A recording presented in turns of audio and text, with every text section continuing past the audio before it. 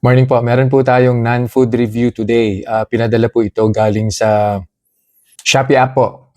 Doon po siya pinadala. No? I-review po natin. Egg poacher po yung tawag nila. In some shops, egg boiler or egg steamer. Yan. I think napaka-useful po nito eh. Especially if nag-shift na po kayo from rice is life to egg is life. Ayan.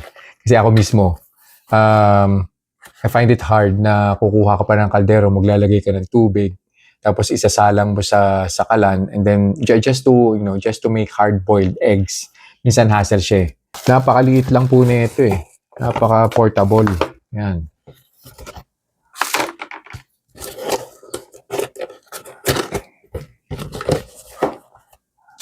So ito po yung laman ng box. Meron po siyang brochure. Yun lang. Chinese. Hindi English. But I don't think na kailangan mo pa ng instruction kung paano pagganahin ito. This is the steamer itself. Tapos meron po siyang parang tray. This is where you'll put the eggs. Tapos the cover. Ayan. Testingin po natin. Maglalagay po ako ng water at saka ng egg, and then we'll see kung ano pong magiging itsura ng luto po niya. So lagyan po muna natin ng water.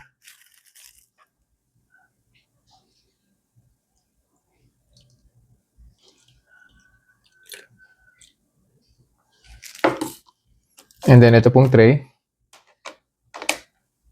And then yung eggs. 1, 2, 3, 4, 5, 6, up to 7 eggs yung po pwede pong ilagay dito.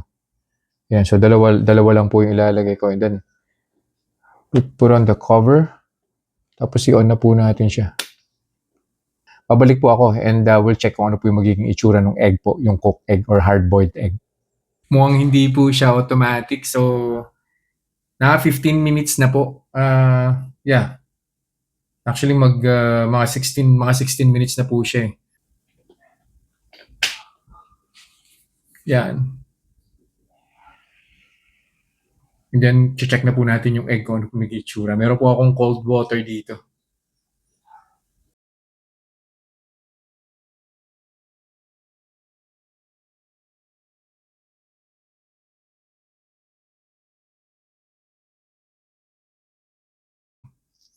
I mean, simula po nung inon ko yung switch, no, 15 minutes po siya. Maayos naman po yung pagkakaluto. So, okay na okay po ito. Kung egg is life ka na, then saktong-sakto para sa ito. Talagang kailangan mong bumili na ito. Sasaksak mo lang siya. Tapos, good to go. Tatimeran mo lang 15 minutes. Ayos.